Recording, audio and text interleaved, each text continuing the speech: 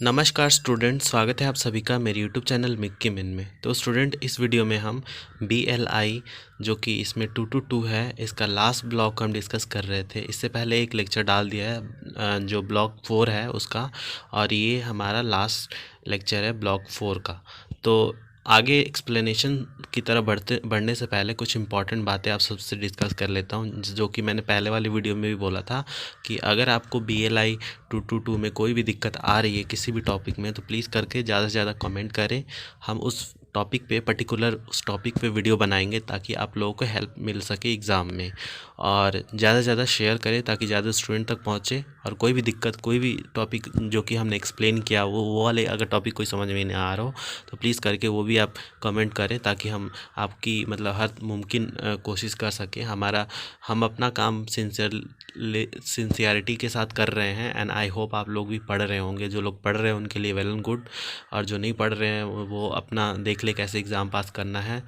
कुछ स्टूडेंट है, बहुत सारे स्टूडेंट, हालांकि कुछ नहीं, बहुत सारे स्टूडेंट हैं जो कि रेगुलर हैं, जो कि कमेंट करते रहते हैं, जो प्रेस करते हैं हमें। उन्हीं के कमेंट की वजह से हमें अच्छा लगता है कि चलो एटलीस्ट कुछ स्टूडेंट है जो कि पढ़ रहे हैं, उनको हेल्प मिल रहा है। इसी वजह से हम लोग अपना काम जारी रख रहे हैं। तो चलिए स्टार्ट करते हैं। क्या है इस वाले यूनिट में? यूनिट 13 है जिसमें इंफॉर्मेशन यूज़र स्टडी। इसमें मैंने जैसे कि इससे पहले बता दिया था कि इसमें क्वेश्चन किस टाइप के आएंगे। जैसे टाइप ऑफ यूज़र स्टडी, सबसे पहला ये वाला क्वेश्चन आपको आएगा। कंडक्टिंग इंफॉर्मेशन यूज़र स्टडी, ये वाला नहीं आएगा आपको। इसमें से आ सकता है जैसे कि non electronic information source, electronic source, ये वाला इस पर शॉर्ट नोट आ सकता है। बाकी आपका जो क्वेश्चन बनेगा वो type of information user study से बनेगा। इसके अलावा आप चाहे तो सब कुछ छोड़ सकते हैं, ये वाला आपको छोड़ना नहीं है। तो ये वाला मैं आपको पूरा अच्छे से करवा देता हूँ कि क्या है इसमें।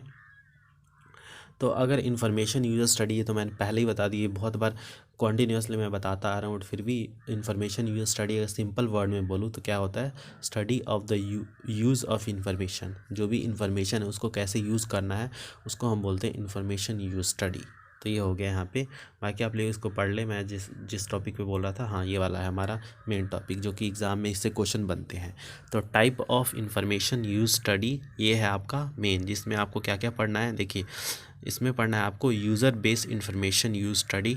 User based information use study मतलब क्या होता है कि जो भी आपका यूज़र है उसके डिमांड को, जो उसका जो नीड है उसको ध्यान में रखते हुए स्टडी करना, तो वो होता है हमारा यूज़र बेस्ड स्टडी। देखिए यहाँ पे, studies are conducted to find out how common people, children, student, academic scholar, faculty member and many other user varies type of information. उनके क्या अलग अलग तरीके के इन्फॉर्मेशन है, किस तरीके को उनको इन्फॉर्मेशन की नीड है, ये स्टडी करना, ताकि हम अपने हर यूज़र को सेटिस्फाई कर सके इन्फॉर्मेशन को प्रोवाइड करके। तो वो कैसे होगा? जब तक हमें अपना यूज़र का मतलब इंटरेस्ट ही नहीं पता है कि किस तरीके को उसको इन्फॉर्मेशन चाहिए, जब तक हम नहीं उनको पढ़ा सकते। फिर है दूसरा हमारे इसमें professional based information use study. अब प्रोफेशनल, जैसे कि कुछ प्रोफेशनल्स होते हैं जो कि जैसे हमारे हो गए इंजीनियर हो गए, साइंटिस्ट हो गए, टीचर हो गए, सब्जेक्ट स्पेशलिस्ट हो गए। तो इन सब के किस तरीके के डिमांड है, किस तरीके के इनको जो इन्फॉर्मेशन की नीड है, तो वो हमें स्टडी करना, ताकि हमें पता चले कि हाँ ये किस तरीके के इन्फॉर्मेशन की नीड रखते हैं। तो उस लाइब्रेरी में उस तरीके के बुकें ज़्यादा मिलेंगी। जब तक हमें इनके बारे में पता नहीं होगा किस तरीके ये इन्फॉर्मेशन चाहते हैं तभी हम कर सकते हैं। तो इसीलिए ये वाला कंडक्ट कराया जाता है। फिर सब्जेक्ट बेस्ड इंफॉर्मेशन स्टडी।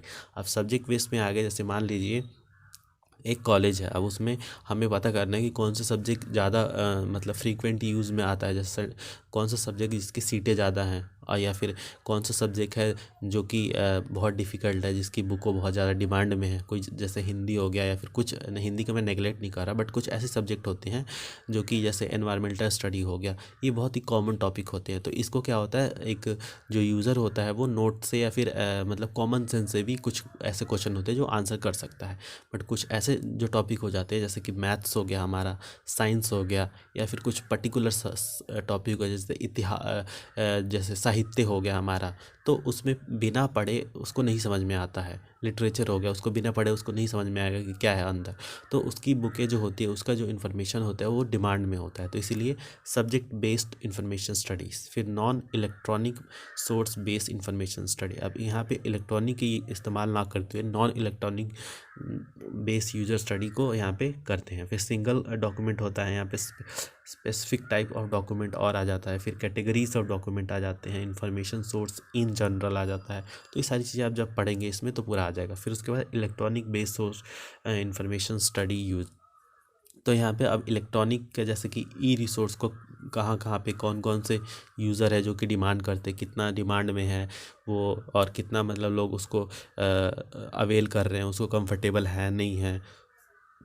तो ये सबसे पढ़ना, सर इस सब का स्टडी करना होता है। फिर ई रिसोर्स थ्रू कंसोर्टिया, फिर ई रिसोर्स बाय सब्जेक्ट। तो ये सारी ई जनरल ये सब इसके अंदर के पार्ट है। जब आप पढ़ेंगे तो ये सारा आपको समझ में आ जाएगा। फिर ओरल इन्फॉर्मेशन यूज स्टडी। अब ओरल जैसे एवरीडे ह्यूमन जो डिस्कस करते हैं अपना जो अपने चीज़ों में, तो वो भी एक तरह के स्टडी में ही आता है हमारे, कि वो किस तरीके का डिस्कशन चलता है। जैसे एग्जांपल के लिए बोलो तो dissemination of oral information are listed below. जैसे कि यहाँ पे हो गया long ago when tea produce started in British India. तो यहाँ पे क्या लोग मतलब उसको बारे में स्टडी कर मतलब जानने लगे, एक दूसरे से बातें करने लगे कि किस तरीके से प्रोडक्शन होता है, कैसे लोग उसको उगाएं, कैसी मिट्टी चाहिए, क्या क्लाइमेट होना चाहिए, कितना पानी उसमें लगेगा। तो ये सारी चीज़ें यहाँ पे स्टडी एक तरह से होती है। तो यहाँ पे ये हो गया। अब बस इसके अलावा आप चाहें तो ये वाला पढ़ सकते हैं, कंडक्टिंग इंफॉर्मेशन यूजर स्टडी। तो यहाँ पे मतलब किस तरीके से वो इंफॉर्मेशन यूजर स्टडी को कंडक्ट करते हैं। तो इसमें जैसे नॉन इलेक्ट्रॉनिक इंफॉर्मेशन सोर्स हो गया, इलेक्ट्रॉनिक सोर्स हो गया, मेथड इसमें आ गया, do on the spine method आ गया, चेकिंग ऑफ लाइब्रेरी रिकॉर्ड। तो ये सारी चीज़ इसमें आ जाती हैं। फिर उसके बाद ये वाला हमारा इसी के साथ ये जो हमारा यूनिट है ये कंप्लीट हो जाता है। बाकी आपको कोई दिक्कत आ रही हो फिर भी, तो मेरे को नहीं लगता कोई दिक्कत आए, क्योंकि इसमें एक ही टॉपिक है जो कि बहुत इंपॉर्टेंट था, जिसको मैंने आपको समझा दिया है। बाकी चलते हैं हमारे लास्ट जो इसमें यूनिट है उसके तरफ, marketing of information service. Marketing of information service इसको पढ़ते हैं, need for marketing of information service. अब मार्केटिंग ऑफ इंफॉर्मेशन सर्विस से क्या मतलब है, जैसे कि एडवर्टीजमेंट होता है हर चीज़ अपना, कोई भी आपने अगर आपने कोई ब्रांड बनाया, जैसे आप कोई कंपनी खोल रहे हैं, तो पहले आप उसका मार्केटिंग करेंगे तभी आपको लोग जानेंगे। एक कोई आप शॉप प्रोडक्शन कर रहे हैं, एक शॉप खोल दिया जिसमें आप कोई कुछ भी मतलब प्रोड्यूस करें, एक कंपनी खोल दिया, उसका एक्स एंड वाइट जो भी नाम रख दिया, उसको आप जब तक एडवर्टाइज़ नहीं करेंगे तब तक लोग जानेंगे नहीं, तब तक आपका प्रोडक्ट बिकेगा नहीं। वैसे ही यहाँ पे अगर मैं लाइब्रेरी की बात करूँ तो लाइब्रेरी की भी मार्केटिंग करनी बहुत इंपॉर्टेंट है, नहीं तो हमारे जो यूज़र है उनको पता नहीं चलेगा कि हाँ यहाँ पे फ़लाने फ़लाने जगह पे एक लाइब्रेरी भी है जहाँ पे हमें अपने जो नीड के जो बुकें हैं वो मिल जाएंगी। तो किस तरीके की बुकें यहाँ पे मिलेंगी ये हमें एडवर्टीज़मेंट करना है, कहाँ पे लाइब्रेरी है, कैसे जाना है, पूरा मतलब एक तरह से आपको मार्केटिंग उसको भी करना पड़ता है, ताकि जो यूज़र है उसको हम वहाँ पे अट्रैक्ट कर सके। तो ये पूरा यहाँ पे स्ट्रेटेजी है। तो इसमें आपको देखने को मिलेगा जैसे कि analysis, analysing marketing opportunities, selecting target marketing, developing marketing. ये वाला जो यूनिट है आप चाहें तो स्किप कर सकते हैं, बट सिर्फ एक दो चीज़ें हैं जो कि आप पढ़ना चाहें तो पढ़ सकते हैं। जैसे need for marketing of information service, एक पर्टिकुलर ये वाला डेफिनेशन ऑफ मार्केटिंग छोड़ सकते हैं। Linking marketing with library information service, ये करने की ज़रूरत नहीं है। फिर उसके बाद इम्प्लीमेंटिंग मार्केटिंग इन लाइब्रेरी, हाँ ये वाला एक लास्ट वाला कर सकते हैं, ये वाला भी developing user customer focus approach. ये 3 14.8 14.9 एंड 14.2, बस ये 3 आप कर ले, और उसके बाद चाहे तो सारे छोड़ सकते हैं, बाकी आपकी मर्ज़ी, आप करना चाहें तो कर सकते हैं। बाकी मैं उन्हीं को पढ़ा देता हूँ जो आपके एग्ज़ाम में फ्रीक्वेंट क्वेश्चन के रूप में आपको देखने को मिलते हैं। तो यहाँ पे डेफिनेशन ऑफ मार्केटिंग ये आप चाहे तो पढ़ सकते हैं। हमारे मतलब का है ये वाला need for marketing of information service.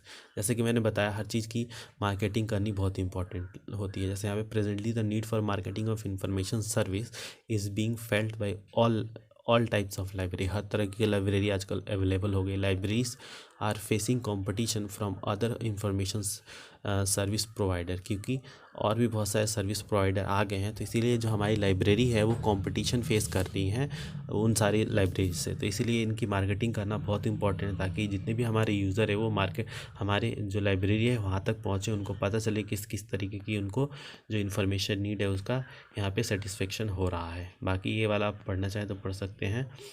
मैंने आपको जो इम्पोर्टेंट है वही कराना है। बाकी ये देखिए एनालाइजिंग मार्केटिंग अपॉर्चुनिटीज़, तो ये आप इस डायग्राम से आप पूरा पढ़ सकते हैं कि जैसे यहाँ पे लाइब्रेरी मैनेजमेंट है, फिर यहाँ पे पूरा चीज़ आ जाता है, जैसे फंड प्रोविज़न आ गया, यहाँ पे आ गया यूज़र कम्युनिटी गवर्नेंस आ गए, तो ये सारी चीज़ें यहाँ पे आ जाती है। एनवायरनमेंट आ जाता है पूरा इन एंड अराउंड, तो ये बीच में सेंट्रल एक रोल प्ले करती है। इसमें इकोनॉमिक डायमेंशन आता है, technological dimension, social dimension and political dimension.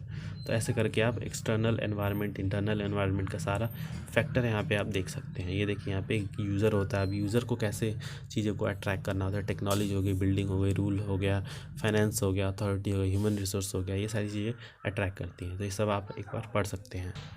Classification की बात करें तो जोग्राफिकल सेगमेंट आ जाता है यहाँ पे, डेमोग्राफिक सेगमेंटेशन आ जाता है, फिर ये सारी चीज़ें यहाँ पे आ जाती हैं। बाकी यहाँ पे डेवलपिंग मार्केटिंग मैक्स में ये वाली करने की ज़रूरत नहीं, आप चाहें तो पढ़ सकते हैं। बाकी मैंने आपको ये क्या बताना था, मार्केटिंग मैक्सिमम ये वाला रहने दें, और आगे देखते हैं डेवलपिंग। हाँ, एक ही वाला पढ़ना है आपको, डेवलपिंग अ यूज़र कस्टमर फोकस अप्रोच। मतलब कि जैसे एक मेरी लाइब्रेरी है या फिर दिल्ली पब्लिक लाइब्रेरी, कोई भी लाइब्रेरी, एक्स एंड वाइड कोई भी लाइब्रेरी है, तो वो क्या मतलब उसका अप्रोच क्या होता है, उसका मेन अप्रोच होता है उसकी यूज़र तक पहुंचना और उसको इन्फॉर्मेशन जो भी उसकी नीड की है वहाँ तक पहुंच के उसको इन्फॉर्मेशन प्रोवाइड करना। तो यूज़र फोकस अप्रोच होता है किसी भी लाइब्रेरी का, या कोई भी इन्फॉर्मेशन सेंटर होता है जो कि इन्फॉर्मेशन प्रोवाइड करता है, वो उसका मेन अप्रोच ही होता है कि यूज़र को इन्फॉर्म करना, यूज़र की स्टडी करना और यूज़र को ही इन्फॉर्मेशन फिर प्रोवाइड करना, ये मेन अप्रोच होता है। तो पूरा ये वाला एक बार पढ़ लें आप लोग। जैसे allies professional must always remember, ये सब सारी चीज़ें हैं जो कि इनको रिमेंबर करनी होती है। जैसे they are not just outsider but part of the library, वो एक आउटसाइडर की तरह नहीं है, वो एक पार्ट है लाइब्रेरी के। तो ये सारी चीज़ें उनको रखनी होती है। कस्टमर को जो नीड है उसको सेटिस्फाई करना, ये सारी चीज़ें एक बार पढ़ सकते हैं। इंडिविजुअलिटी, रिस्पॉन्सिबिलिटी होनी चाहिए उनको, रिलेशनशिपनेस होना चाहिए उनके अंदर, ये सारी चीज़ें एक बार पढ़ सकते हैं। इम्प्लीमेंटिंग मार्केटिंग इन लाइब्रेरी, अब मार्केटिंग जो है वो लाइब्रेरी के अंदर कैसे इम्प्लीमेंट कर सकते हैं, तो वही वाली चीज़ है कि आप ज़्यादा से ज़्यादा चीज़ों को मतलब कस्टमर तक आप लेके जा सकते हैं, या फिर जो भी आपका कस्टमर आ रहा है उसको इस तरीके से ट्रीट करें ताकि वो खुद ही एक एडवर्टाइज़र की काम करे। कि मान लीजिए आपने अच्छा सर्विस दिया तो जाके 5 लोगों को बताएगा तो क्या होगा, आपकी वैसे ही एडवर्टीज़मेंट हो रहा है। तो ये सारी स्ट्रेटेजीज़ होती हैं जो कि आप इम्प्लीमेंट कर सकते हैं। तो इसी के साथ ही हमारा जो लेक्चर था ये कंप्लीट होता है। और आपको कोई भी डाउट हो प्लीज़ करके कमेंट बॉक्स में ज़रूर बताएं। ये बार बार मैं रिपीट कर रहा हूँ क्योंकि मैं नहीं चाह रहा कि आप एग्ज़ाम में बैठे और वहाँ पे आपके डाउट हो, तो इसीलिए आपको डाउट जो भी है आप देन एंड देयर क्लियर कर लें। आपके पास है जो भी टाइम है इतने में आप चाहें तो क्लियर कर सकते हैं, हम लोग हैं आपकी हेल्प करने के लिए। बाकी आपके ऊपर डिपेंड करता है, अगर कोई डाउट नहीं है तो वेल एंड गुड। तो स्टडी करते रहें इसी तरीके से, और हमारा साथ आपके लिए हमेशा रहेगा। सिंसियरिटी के साथ पढ़ते रहें प्लीज़ करके। तो मिलते हैं आप सभी से नेक्स्ट वीडियो में, तब तक के लिए धन्यवाद।